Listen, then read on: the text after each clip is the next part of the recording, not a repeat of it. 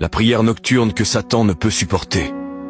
Et si je vous disais qu'il existe un verset dans la Bible si puissant que sa simple mention fait fuir les ténèbres?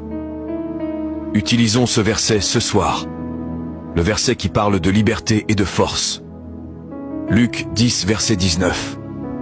Voici, je vous ai donné le pouvoir de marcher sur les serpents et les scorpions et sur toute la puissance de l'ennemi, et rien ne pourra vous nuire. Alors que la nuit enveloppe le monde de son étreinte silencieuse, n'oublions pas le pouvoir qui nous a été conféré.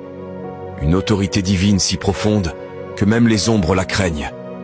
Intégrons ce verset dans notre prière nocturne. Père céleste, dans le silence de cette nuit, je viens à toi avec un cœur plein de confiance et les yeux fixés sur toi.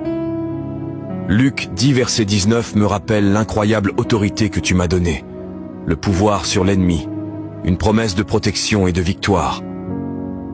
Ce soir, je me tiens ferme dans cette autorité. Je déclare que ma vie, mes rêves et ma paix sont sous ta protection.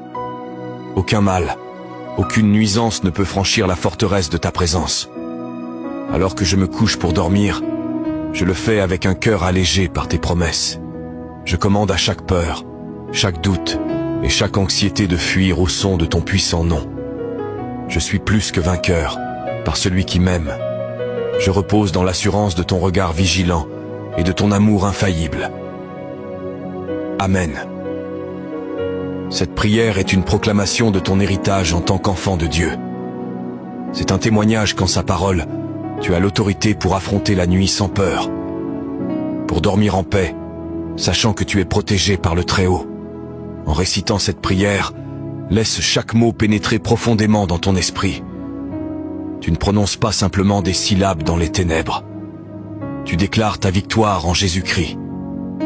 Que cette prière te fortifie, apportant la paix à tes nuits et la force à tes jours.